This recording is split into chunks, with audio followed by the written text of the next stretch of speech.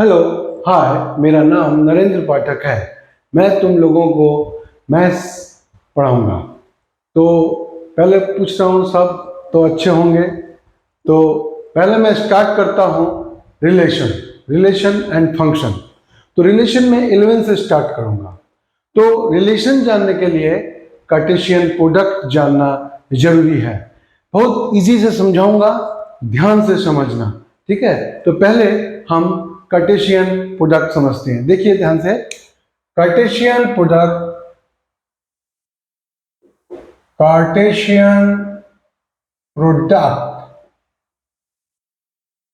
Of two sets.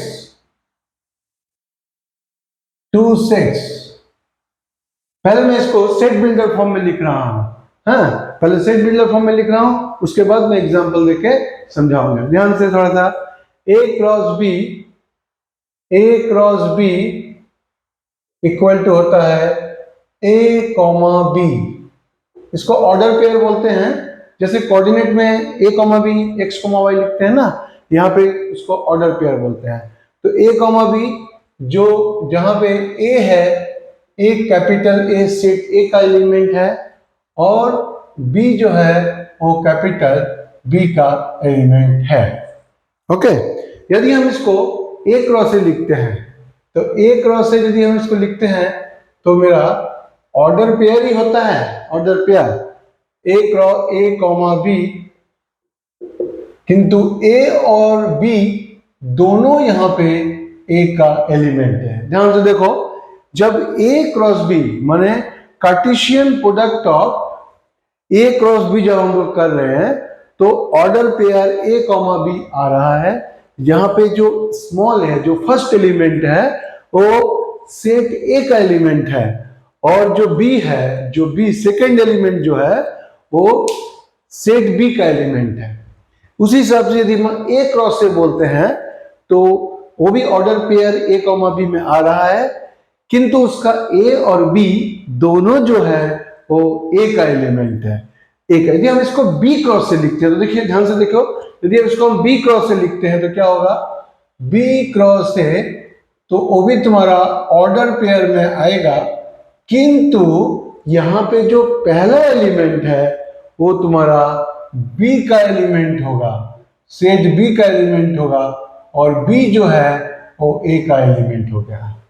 तो देखो, जब हम लोग ए क्रॉस बी लिख रहे हैं, तो जो फर्स्ट एलिमेंट है वो ए का एलिमेंट है, और सेकंड जो एलिमेंट है वो बी का है, सेट बी का है। और जब हम ए क्रॉस से लिख रहे हैं, तो जो फर्स्ट एलिमेंट है वो हमारा फर्स्ट और सेकंड दोनों एलिमेंट जो है वो सेट ए का एलिमेंट है। और जब बी क्रॉस से लिख रहे हैं, तो पहला एलिमेंट जो है बी का है, सेट बी का एलिमेंट है, और जो सेकंड एलिमेंट हो रहा है वो ए का एलिमेंट हो रहा है। ठीक है, तो अब ये तो मैंने सेट बिल्डर फॉर्म में लिख दिया। तो अब क्या करते हैं, थोड़ा सा ध्यान से एग्जांपल देते हैं। एग्जांपल देने से तुम लोगों को ज्यादा क्लियर होगा। ठीक है, तो एग्जांपल मैं देता हूं। Example, a equal to 1 2 3। एक सेट पकड़ा जिसका 3 एलिमेंट है, 1 2 3, कॉमा b इक्वल टू पकड़ा, एलिमेंट है 4 5। ठीक है, तो यदि हम इसको a क्रॉस b करते हैं, a क्रॉस b, तो हमारा क्या आता है, 1 से, जैसे हम लोग मल्टीप्लाई करते हैं उसी हिसाब से करो। देखो, 1 से 4, ए को पहले लिखा है इसलिए हम ए को आगे लेंगे, एक एलिमेंट को, 1 से 4, तो ये हो गया 1 4। ए जब पहले लिया है तो हम ए का एलिमेंट को पहले लेंगे। तो ए का पहला एलिमेंट क्या है, 1, तो 1 से 4 लिया तो 1 4, फिर 1 से लिया तो 1 5। ओके, तो 1 से दोनों हो गया। अब हम 2 से करते हैं, तो 2 4 2 5। सिमिलरली 3 से भी करेंगे, तो 3 4 3 5। ओके, अब हम दिखाते हैं ए बी क्रॉस ए यदि करते हैं, B cross A, B cross A, तो क्या होगा, बी का जो एलिमेंट है वो आगे होगा। जैसे तुम्हारा हो गया 4,1, 4,2, 4,3, 4 तो हो गया 4,2। अब 5 से 4 से कर दिया। जब हम बी क्रॉस से लिखते हैं तो बी का जो एलिमेंट है वो आगे आता है, ठीक है। बी का एलिमेंट जब आगे आता है तो यहाँ पे 4 आगे आ रहा है, तो 4,1, 4,2, बहुत इजी है, बहुत इजी। देखिए वहां 4,1, 4,2, 4,3। अब 5 से तो 5,1, 5,2, 5,3। ओके, तो यहां पे देखिए ए क्रॉस बी में कितना एलिमेंट आ रहा है, 1, 2, 3, 4, 5, 6। और बी क्रॉस ए में कितना एलिमेंट आ रहा है, 1, 2, 3, 4, 5, 6। ए क्रॉस बी का जो कार्डिनल नंबर है वो भी 6 है। कार्डिनल नंबर जैसे हम लोग सेट में पढ़े थे ना, number of elements of set, इसको बोलते हैं कार्डिनल नंबर। तो यहां पे देखो ए क्रॉस बी का और बी क्रॉस ए का जो कार्डिनल नंबर है दोनों में सेम आ रहा है। क्यों सेम आ रहा है, क्यों, ए का देखो 3 एलिमेंट है और बी का है 2 एलिमेंट, तो 3 इंटू 2 क्या होगा, 6। उसी हिसाब से यदि हम 2 इंटू 3 करेंगे तो भी 6। तो इसका मतलब यहां से हमको एक फॉर्मूला मिल रहा है कि यदि हम करते हैं n A cross B, n मतलब कार्डिनल नंबर जो सेट में हम लोग लिखेंगे, बाद में मैं सेट कराऊंगा तब और अच्छी तरह समझ में आ जाएगा। तो ए क्रॉस बी का कार्डिनल नंबर क्या आएगा, एन बी क्रॉस ए, दोनों सेम होगा तो इक्वल टू हो जाएगा n A into n B. Objective में पूछ सकता है तब ये तुम लिख देना। तो मैंने इसलिए पहले बोला था कि सेट बिल्डर फॉर्म मतलब थ्योरेटिकली तो लिख दिया, लेकिन जब तक एग्जाम्पल नहीं देखोगे तब तक समझ में नहीं आएगा। तो मुझे लगता है कि एग्जाम्पल देने के बाद तुम लोगों को समझ में आ गया होगा। यदि कुछ प्रॉब्लम हो तो कमेंट में लिख सकते हो, इसे मैं ट्राई करूंगा सॉल्व करने का। तो उसे अब देखिए यदि हम ए क्रॉस ए करते हैं तो क्या आएगा, यदि हम करते हैं ए क्रॉस ए, इसका मतलब हुआ जो ए का एलिमेंट है वो ए के एलिमेंट से इंटू हो रहा है, मतलब 1, 1 से 1, 1 से 2, 1 से 3, फिर 2 से 1, 2 से 2, 2 से 1, फिर 2 से 2, फिर 2 से 3, 3 से 1, 3 से 2, 3 से 3। तो यहां पे देखो हमारा ए क्रॉस ए का जो एलिमेंट हुआ वो 9 आया, क्योंकि ए का एलिमेंट है 3, 3 इंटू 3 9 हो गया। तो जैसे एन ए क्रॉस बी का फॉर्मूला हमारा आ रहा है n A into n B, उसी हिसाब से एन ए क्रॉस ए का भी फॉर्मूला हमारा आ रहा है n A into n A. तो तुम्हारा हो गया n A cross A equal to n A into n A, मतलब हो गया आपका n A whole square. Okay, Cartesian product of two sets तुम लोगों को समझ में आ गया होगा। मैं एक बार रिपीट कर दे रहा हूं, जब भी हम ए क्रॉस बी लिखते हैं तो 2 सेट है, इसका मतलब जो एलिमेंट्स है वो ऑर्डर पेयर में आएगा। जिसका फर्स्ट एलिमेंट है, जो पहला सेट है ए का एलिमेंट होगा, और जो दूसरा सेट है दूसरा एलिमेंट जो है वो बी का होगा। यहां भी ऐसी होगा और इसमें भी ऐसी होगा। तो यहां से हमको क्या पता लगता है कि ए क्रॉस बी और बी क्रॉस ए सेम नहीं है। क्यों सेम नहीं है, जैसे हम कोऑर्डिनेट में करते हैं, यदि हम कोऑर्डिनेट में कोई पॉइंट प्लॉट करते हैं, तो जैसे हमने यहाँ पे पॉइंट किया 1 1 2 3, 1,3 यहाँ पे हुआ और 3,1 कहां पे हुआ, यहाँ पे हुआ। तो 1,3 और 3,1 जो पॉइंट है वो सेम नहीं है, इसीलिए तुम्हारा order pair A, B not equal to होता है B, A, B not equal to होता है B, A। तो यदि कार्डिन ऑर्डर पेयर कभी इक्वल होता है तो तभी इक्वल हो सकता है जब पहला कंपोनेंट और सेकंड कंपोनेंट सेम होगा।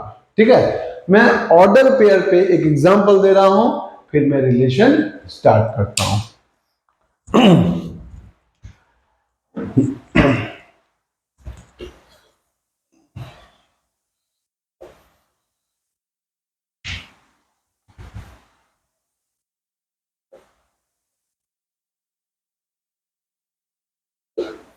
देखो, इफ एक एग्जांपल है, if x² minus 3x comma y² plus 4y equal to -2,5 find x and y। यहां पे देखो, ये ऑर्डर पेयर में दिया हुआ है, ये भी ऑर्डर पेयर में दिया हुआ है, ये सब ऑब्जेक्टिव क्वेश्चन है। तो बोला है ये दोनों सेम होगा तब x और y का वैल्यू क्या होगा। तो देखो, जब भी ऑर्डर पेयर सेम होगा तब जो पहला कंपोनेंट है वो इसका पहला कंपोनेंट का सेम होना पड़ेगा। मतलब हुआ x² minus 3x equal to -2 हुआ, और and y² plus 4y equal to 5 हो गया। कोऑर्डिनेट में भी ऐसा होता है कि जब दो पॉइंट सेम होता है वो तभी सेम हो सकता है जब दोनों का कोऑर्डिनेट मतलब x और y दोनों सेम हो। तो यहां से हमको क्या मिलता है, x का क्वाड्रेटिक इक्वेशन निकल रहा है, ये भी y का क्वाड्रेटिक इक्वेशन लिख रहा है। देखो ध्यान से देखो, यहां पे हमारा क्या हो गया, x² minus 3x plus 2 equal to 0, और यहां पे हो जा रहा है y² plus 4y minus 5 equal to 0। जो हम इसको मिडिल टर्म करते हैं हमको मिलेगा x minus 2 x minus 1 equal to 0। तो x का वैल्यू हो गया 2,1, और यहां पे हम जब मिडिल टर्म करेंगे तो मिलता है y plus 5 into y minus 1 equal to 0, y equal to -5,1। ठीक है, y इक्वल टू -5,1। ठीक है, तुम लोग स्क्रीनशॉट ले लो। एक तो एग्जांपल दिखा दिया ऑर्डर पेयर का कि ऑर्डर पेयर कैसे इक्वल होता है या ऑर्डर पेयर का क्वेश्चन कैसे आएगा। तो तुम लोग को कार्टेशियन प्रोडक्ट समझ में आ गया और ऑर्डर पेयर भी समझ में आ गया। अब मैं रिलेशन बताता हूं। हाँ, यदि आगे रिलेशन बोल देता ना तो प्रॉब्लम होता समझने में। ओके,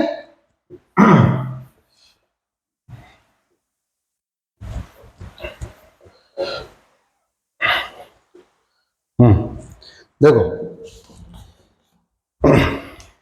रिलेशन, रिलेशन बहुत इजी है, फंक्शन थोड़ा कठिन है, तो रिलेशन थोड़ा ध्यान से देना, रिलेशन समझ में आ जाएगा, स्टेप बाय स्टेप है। ठीक है, जो 12th के स्टूडेंट्स हैं वो भी यदि ये देख लेंगे तो उनको याद हो जाएगा, क्योंकि रिलेशन का कुछ पार्ट 11 में होता है, कुछ पार्ट 12 में होता है, लेकिन मैं दोनों करा दूंगा। जो 12th का स्टूडेंट्स हैं वो थोड़ा 11 का भी देख लेंगे तो याद आ जाएगा। हाँ, तो अब रिलेशन है, ठीक है, ओके, रिलेशन।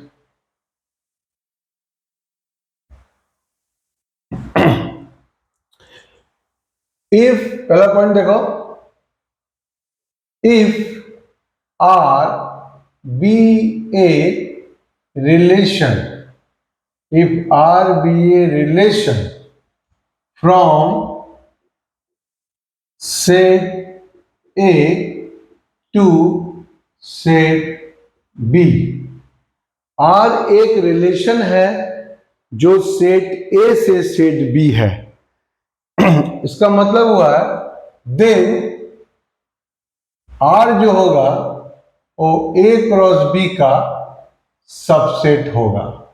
मतलब दो सेट का जो कार्टेशियन प्रोडक्ट है उसका जो सबसेट है उसी को हम रिलेशन बोलते हैं।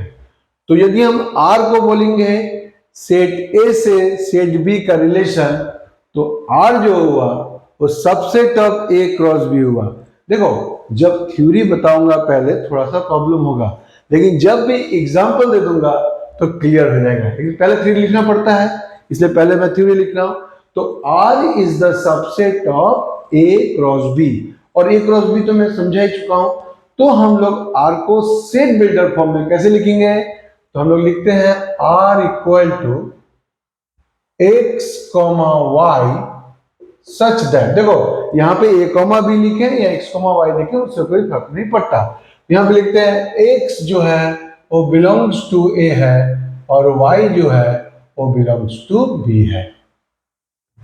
तो वो जो सोचेंगे कि ए क्रॉस बी में भी तो यही था, ए क्रॉस बी में सब एलिमेंट आता है, तो रिलेशन में कोई जरूरी नहीं है कि सब एलिमेंट आ जाए। सबसेट है, सबसेट मतलब क्या होता है? इक्वल टू भी हो सकता है और उससे छोटा भी हो सकता है। तो r equal to x comma y हुआ। यदि r को हम लोग बोलेंगे relation from set A to set B, तो r जो होगा वो subset of A cross B होगा, और r को हम लिख सकते हैं x comma y order pair में, जहां पे x जो है वो ए का एलिमेंट है और y जो है वो b का एलिमेंट है। तो जो फर्स्ट एलिमेंट होता है उसको हम बोलते हैं रिलेशन का डोमेन। तो डोमेन ऑफ आर क्या हो जाएगा? एक्स, जो एक्स है वो बिलोंग्स टू ए है। जो तुम्हारा एलिमेंट्स है वो फर्स्ट जो तुम्हारा ऑर्डर पेयर है उसका फर्स्ट एलिमेंट हो जाएगा डोमेन। फर्स्ट जो है पहला हो जाएगा डोमेन, उसको हम रिलेशन का बोलेंगे डोमेन। फंक्शन में देखो डोमेन रेंज आ जाएगा, और ध्यान से समझना डोमेन, कि वहां थोड़ा कठिन है, वहां पे ग्राफ आएगा।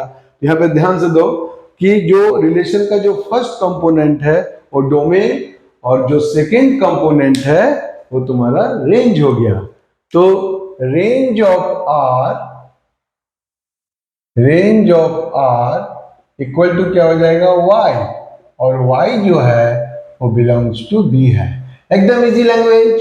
मैं ये बोलता हूं कि जो r में जो एलिमेंट्स आ रहा है ऑर्डर पेयर, उसका जो फर्स्ट एलिमेंट है वो तुम उसको बोलते हैं डोमेन, और जो सेकेंड एलिमेंट है उसको बोलते हैं रेंज। तो और x कॉमा वाई में y को x का इमेज बोलते हैं, तो इमेज को लेकर वो फंक्शन में बोलेंगे, इमेज को लेकर जो बनता है उसको बोलते हैं रेंज।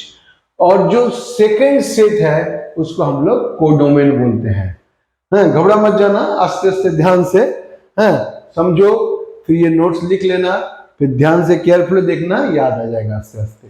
जो सेकेंड सेट है उसको बोलते हैं कोडोमेन। सेकेंड जो सेट है कोडोमेन बोलेंगे जो सेकेंड सेट है पूरा। तो इसका मतलब क्या हुआ? जो रेंज है वो कोडोमेन का सबसेट है, कोडोमेन का सबसेट है। ठीक है, जो रेंज है वो कोडोमेन का सबसेट है। एक बार रिपीट कर देता हूं, यदि R be a relation from set A to set B होगा तो आर जो होगा वो क्रॉस बी का सबसेट होगा। तो आर को हम लिख सकते हैं एक्स कॉमा वाई, एक्स जहां पे बिलोंग्स टू ए है और वाई बिलोंग्स टू बी है। यदि डोमेन ऑफ आर जो होगा वो फर्स्ट कंपोनेंट हो गया और रेंज जो है वो सेकंड कंपोनेंट हो गया। तो कोडोमेन किसको बोलते हैं? जो सेकंड सेट है उसको कोडोमेन बोलते हैं, और रेंज जो हो जाएगा सबसेट ऑफ बी हो जाएगा। कभी कभी क्या बोलता है?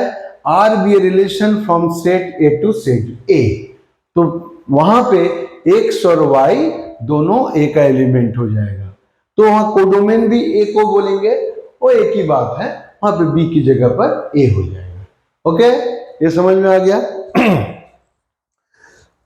अब मैं दिखाता हूं कि एक if R be relation from set A to set B हुआ तो हम लोग कितना, मतलब कितना निकाल सकते हैं, कितना रिलेशन निकाल सकते हैं, नंबर ऑफ रिलेशन। ठीक है, तो यदि हम बोलेंगे number of relation, number of relation from set A to set B. यदि कभी पूछा कि सेट ए से सेट बी तक हम कितना नंबर ऑफ रिलेशन निकाल सकते हैं, इसका मतलब हुआ number of subset of A cross B. तो ए क्रॉस बी का जितना सबसेट होगा, क्योंकि हमने क्या बोला है, R is the subset of A cross B, तो ए क्रॉस बी का जितना सबसेट होगा उतना हम नंबर ऑफ रिलेशन बना सकते हैं।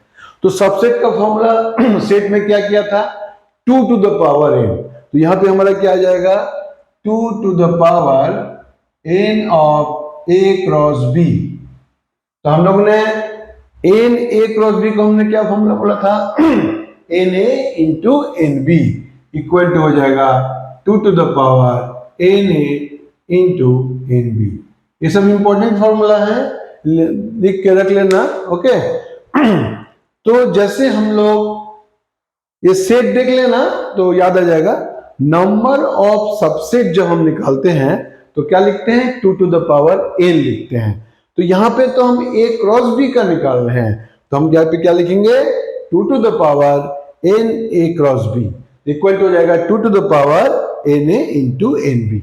ये सब क्वेश्चंस ऑब्जेक्टिव में पूछ सकते हैं। ठीक है, तो मैंने रिलेशन बोल दिया, अब मैं रिलेशन का कुछ एग्जाम्पल दूंगा जिससे तुम्हारा क्लियर हो जाएगा। Okay,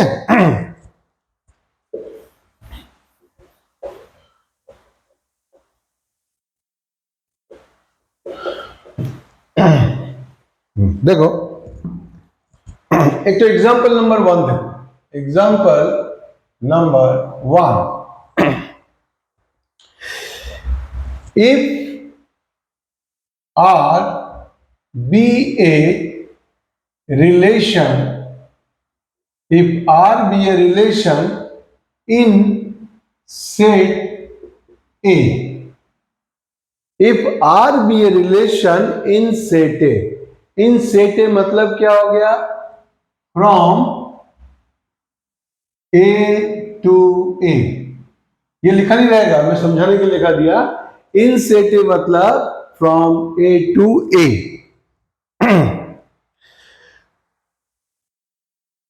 And RB relation in set A defined by R equal to x comma y such that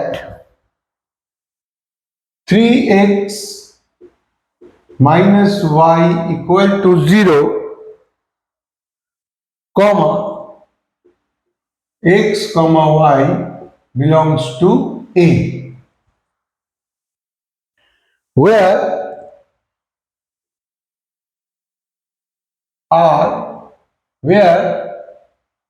A equal to 1 2 3 .40। देखो A एक सेट है जिसमें 1 से लेकर 14 तक एलिमेंट है, तो एक रिलेशन बोला है इन सेट ए, मतलब A से लेकर A से लेकर जो फर्स्ट जो सेट है वो भी A है और सेकंड सेट भी A है। तो R इक्वल टू क्या हो गया, x comma y, 3x minus y equal to 0, x comma y belongs to A। यहाँ पे जो रिलेशन है वो 3x minus y equal to 0 है। तो हम ये जो थ्योरेटिकली देते हैं ना, ये सेट बिल्डर फॉर्म है, हम लोग इसको पहले रोस्टर में निकालेंगे। यदि रोस्टर में निकालेंगे तो हम उसको डोमेन, रेंज सब निकल जाएगा, ठीक है। तो पहले देखो यहाँ पे यहाँ पे रिलेशन क्या है, 3x minus y equal to 0, मतलब y इक्वल टू हो गया तुम्हारा 3x। तो मैं x का वैल्यू पहले 1 लेता हूं, ठीक है।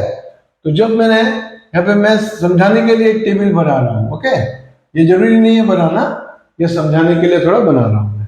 तो मैंने क्या किया कि x का वैल्यू पहले लिखा 1, क्यों, x जो है वो a का एलिमेंट है, y भी a का एलिमेंट है, किंतु यहाँ पे मैंने क्या किया है, y को x के टर्म में लिखा है। इसका मतलब x बैठाएंगे तो y का वैल्यू निकलेगा, और जिसका इच्छा है वो x को y के टर्म में भी कर सकता है। लेकिन यहाँ पे देखो 3 मल्टीप्लाई है तो डिवाइड से इजी मल्टीप्लाई होगा।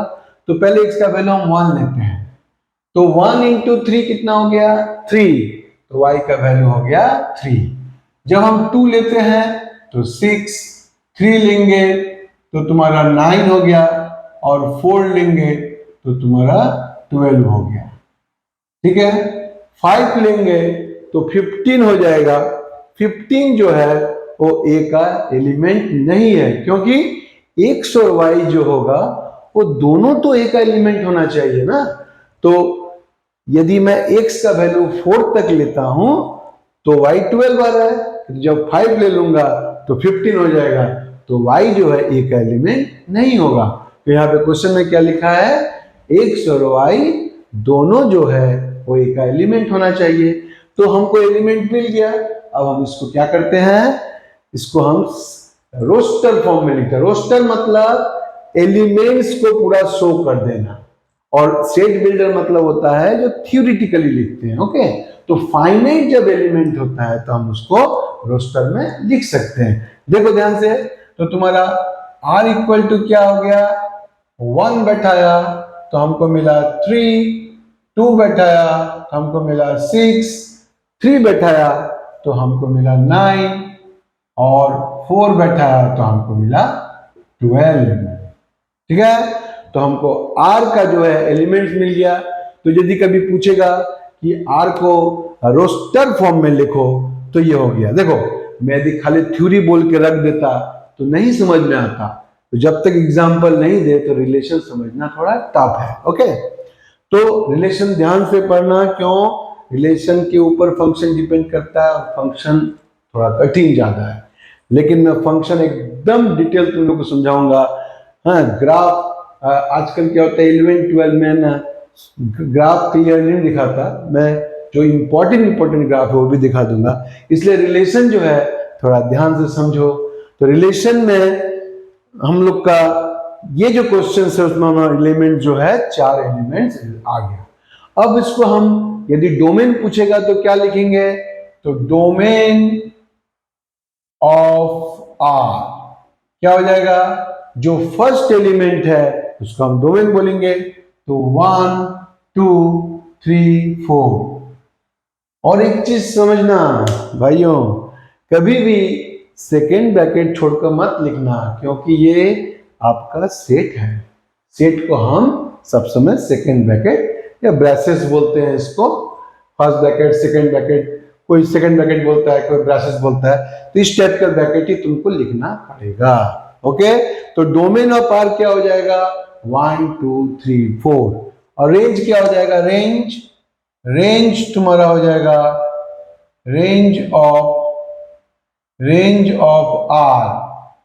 तो रेंज जो है तुम्हारा सेकेंड एलिमेंट, जो सेकेंड एलिमेंट है वो आपका रेंज हो जाएगा। सेकेंड क्या है, 3, 6, 9, 12, ओके। तो हम लोगों ने, मैंने क्या तुम लोगों को दिखाया कि एक रिलेशन को हम रोस्टर फॉर्म में कैसे लिखेंगे और उसका डोमेन और रेंज कैसे निकालेंगे। यहाँ पे कोडोमेन क्या हो जाएगा, यहाँ पे जो कोडोमेन है, कोडोमेन जो है वो तुम्हारा जो सेकेंड एलिमेंट है, यहाँ पे क्या है, R from set A to set है, मतलब क्या हो जाएगा, आर जो है वो सबसे टॉप ए क्रॉस ए है। तो सेकेंड सेट तो कोडोमेन बोलते हैं, यहाँ पे सेकेंड सेट तो ए है, इसलिए कोडोमेन हो जाएगा ए। क्लियर, ये मैंने एक एग्जांपल दे दिया तुम लोग को समझने के लिए, इसको तुम लोग नोट डाउन कर लो, ओके। एक एग्जांपल और दे रहा हूं, देखो ध्यान से। हाँ, मुझे लगता है कि एग्जांपल देने के बाद तुम लोग को ये चीज क्लियर हो जाएगा। तो इसके बाद मैं रिलेशन जो कराऊंगा वो 12 का पार्ट कराऊंगा।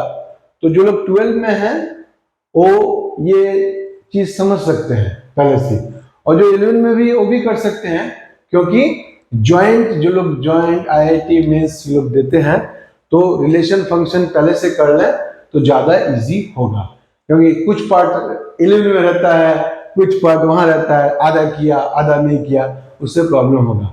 मैं वैसे भी आईआईटी मेंस का भी कुछ आस्ते आस्ते नोट्स दूंगा। ओके, तो अब एक और एग्जांपल देखो। r equal to x comma y such that x comma y belongs to whole number। x और y दोनों होल नंबर किसको बोलते हैं? जीरो से लेकर स्टार्ट होता है, 0 1 2 3। तो x और y दोनों जो है वो होल नंबर है, और रिलेशन क्या दे दिया है? 2x plus y equal to 8। ये तुमको रिलेशन दे दिया है। r क्या दिया है? x कॉमा y दिया है, जहां पे x और y जो है वो होल नंबर का एलिमेंट है, होल नंबर 0 1 2 3 चलता जाएगा, और रिलेशन जो है वो 2x plus y equal to 8 दे दिया है। ओके, तो यहां पे तुमको वही चीज पूछा है, तो आज के आगे मैं इसको सेट बिल्डर फॉर्म में लिखता हूं। तो यहां पे आगे देखो मैं क्या करता हूं, एक y को x के टर्म में ले आता हूं। मैं y को बार बार x के टर्म में क्यों ला रहा हूं? हम लोगों ने छोटे क्लास में पढ़ा है ना, जो फंक्शन जो हम लोग ग्राफ करते थे तो y को x के टर्म में लाते हैं, तो इजी हो रहा है इसलिए उसमें मैं कर रहा हूं। क्यों? x को जब y के टर्म में लाएंगे तो y हो जाएगा, इसलिए इनटू करना ज्यादा इजी होता है। देखो y equal to 8 minus 2x। Okay, तो यहां पे मैंने क्या किया कि x को 2x को उस साइड ले लिया। अब मैं टेबल बना के दिखा रहा हूं, तुम लोग एग्जाम में टेबल बना के नहीं भी दिखा सकते हो, मैं तुम्हें समझाने के लिए कर रहा हूं। तो यहां पे देखो x लिख दिया और यहां पे y लिख दिया। ओके, तो होल नंबर तो 0 से स्टार्ट होता है, तो x का वैल्यू पहला क्या लिया? 0। तो x का वैल्यू 0 लिया तो y कितना है? 8 आ गया। 1 लिया तो 1 जब लिया तो 2 इंटू 1 2 हो गया। देखो इतना इजी कैलकुलेशन है, इसलिए मुंह से बता रहा हूं, क्लास 11 के इतना तो डिटेल बताने का जरूरत नहीं है। तो 2 इंटू 1 क्या हो गया? 2, तो 8 माइनस 2 हो गया 6। जब 2 बैठाया तो 2 इंटू 2 4, तो 8 माइनस 4 हो गया 4। जब हमने 3 बैठाया तो 3 इंटू 2 6, 8 माइनस 6 2। यदि हमने 4 बैठाया तो ये 0 हो गया। अब इसके बाद यदि हम x का वैल्यू बैठाते हैं 5, तो 10 हो जाएगा। 8 माइनस 10 निगेटिव हो गया, होल नंबर तो नहीं होता। तो यहाँ पे लिखा हुआ है कि x और y जो है वो दोनों होल नंबर होना चाहिए। ओके, तो यहाँ पे हमने r का एलिमेंट लिख दिया। अब तो r का एलिमेंट क्या क्या हो गया? r इक्वल टू हो गया 0, 8, 1, 6, 2, 4, 3, 2 और 4, 0। ये हमारा r का एलिमेंट आ गया। 0 बैठाया 8, 1 बैठाया 8 माइनस 2 6, 2 बैठाया 8 माइनस 4 4, 3 बैठाया 8 माइनस 6 2, 4 बैठाया तो 8 माइनस 8 0, और उसके बाद एक x का वैल्यू बैठाने से y निगेटिव हो जाएगा, तो यहां पे नहीं लेंगे। तो डोमेन कितना हो गया तुम्हारा? डोमेन हो गया जो फर्स्ट एलिमेंट है 0 1 2 3 4, और जो रेंज है वो रेंज हो गया 8। ये कोई जरूरी नहीं है कि सजा के लिखना पड़ेगा असेंडिंग बाय डिसेंडिंग, ऐसा कोई बात नहीं है। तो 8 6 4 2 0, उसको उल्टा भी लिख सकते हो, उससे कोई फर्क नहीं पड़ता। ठीक है, तो रेंज हो गया 8 6 4 2 0। यदि यहां पे पूछता है कोडोमेन क्या है, तो कोडोमेन यहाँ पे देखो r जो है x और y जो है दोनों होल नंबर का एलिमेंट है, तो मतलब r जो है वो subset of w cross w है। तो यहाँ पे तुम्हारा कोडोमेन क्या हो गया, w। w को कभी कभी नॉन निगेटिव इंटीजर भी बोलते हैं, क्योंकि जीरो से स्टार्ट हो रहा है, तो 0 1 2। खाली पॉजिटिव इंटीजर बोल देंगे तो ना जीरो नहीं होएगा, इसे नॉन निगेटिव इंटीजर भी बोल सकते हैं या फिर होल नंबर। इसको राइट डाउन कर लो। ओके, एक और एग्जांपल दूंगा और ये टॉपिक खत्म करूंगा। Okay,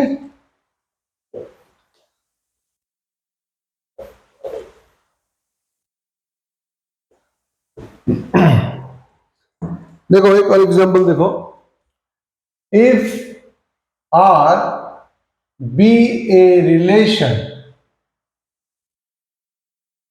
on set A, on in मतलब नेचुरल नंबर, इन मतलब नेचुरल नंबर 1 2 3 4।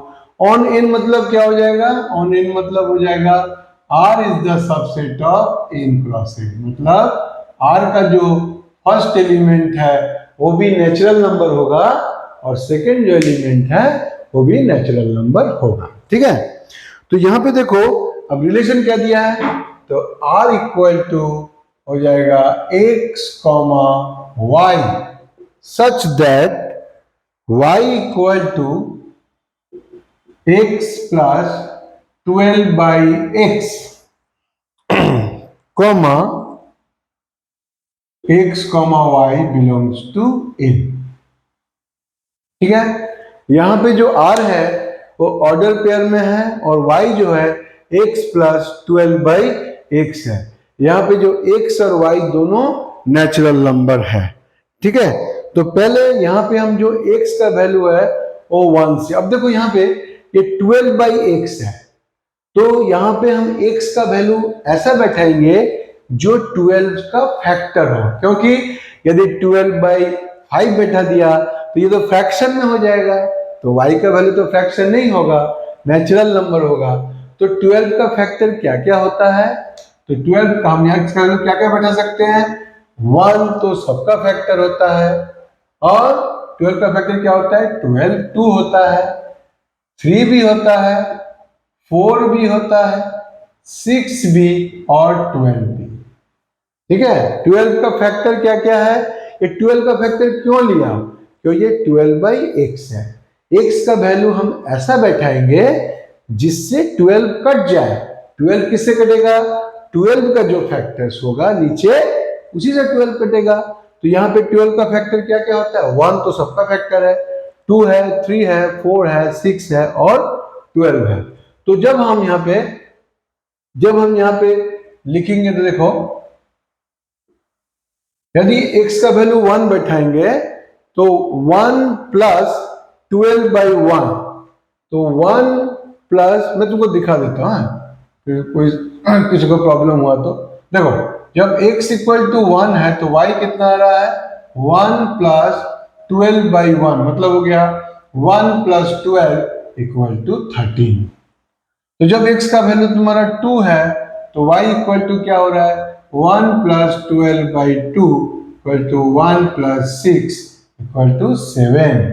ठीक है, तो ऐसे बैठाते जाओगे तो हमारा r क्या क्या मिलेगा, 1 बैठाया तो आ गया 13, 2 बैठाया तो आ गया 7, 3 बैठा जाएगा तो 12 बाई 3 4 होता है, 4 प्लस 3 7, 4 प्लस 3 7। यहाँ पे देखो रिपीट हो गया, उससे कोई फर्क नहीं पड़ता, रिपीट हो गया तो हो गया, क्यों, फंक्शन में देखना पड़ता है कि रिपीट हो रहा है कि नहीं हो रहा है। यहाँ पे रिपीट हो रहा है कोई जरूरी नहीं है कि नहीं, खाली एलिमेंट तुम्हारा जो पहला एलिमेंट है वो n में है और सेकेंड एलिमेंट भी n में होना चाहिए।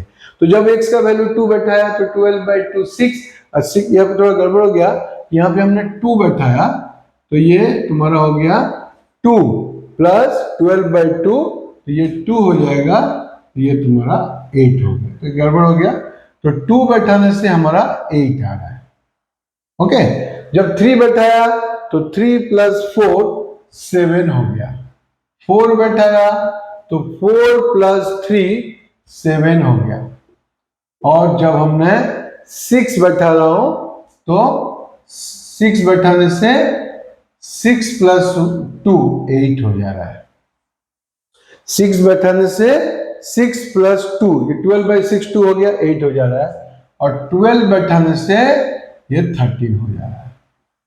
देखो फिर से दिखा दे रहा हूं, जब हमने x का वैल्यू 1 बैठाया तो 1 प्लस 12 13, जब 2 बैठाया 12 प्लस 6 8, 3 जब बैठाया 3 प्लस 4 7, जब 4 बैठाया तो 4 प्लस 3 7, जब 4 बैठाया तो 4 प्लस 3 कितना हो गया 7, जब 6 बैठाया तो 6 प्लस 2 8, 12 बैठाने से 12 प्लस 1 13। ठीक है, तो हमारा r निकल गया। तो उसी हिसाब से जब r निकल जाता है तो हम पहला जो एलिमेंट है डोमेन जब बोलेगा तो हमारा डोमेन हो गया, डोमेन हो जा रहा है 1 2 3 4 6 12, और रेंज जो है वो सेकेंड एलिमेंट है तो तुम्हारा हो गया 13 8 7। 7 दो बार है, दो बार नहीं लिखना, एक बार ही लिखना। 7 सेट में एक एलिमेंट को दो बार रिपीट नहीं करते हैं। ठीक है, तो 13 आ गया, 8 आ गया, 7 आ गया। 7 ऑलरेडी लिख चुके हैं हम लोग, 8 भी लिख चुके हैं, 13 भी लिख चुके हैं, वो नहीं लिखना। सेट में कभी भी एलिमेंट को रिपीट मत करना है। तो रेंज निकल गया। और इसका कोडोमेन क्या हो गया, तो आर तो आपका subset of n cross n है तो तुम्हारा कोडोमेन हो गया n हो गया। ठीक है, ओके, तुम लोग इसको राइट डाउन कर लो। तो ये तुम लोगों का रिलेशन का थ्योरी हो गया, ये 11 का है। और कुछ एग्जाम्पल भी दे दिया जिससे तुम लोगों को समझने में प्रॉब्लम ना हो। तो और कुछ प्रॉब्लम हो तो कमेंट कर लेना। ओके, ठीक है, तो आज के लिए इतना ही। यदि अच्छा लगे तो सब्सक्राइब करो, कमेंट करो, शेयर करो। टाटा बाय बाय, फिर मुलाकात होगी।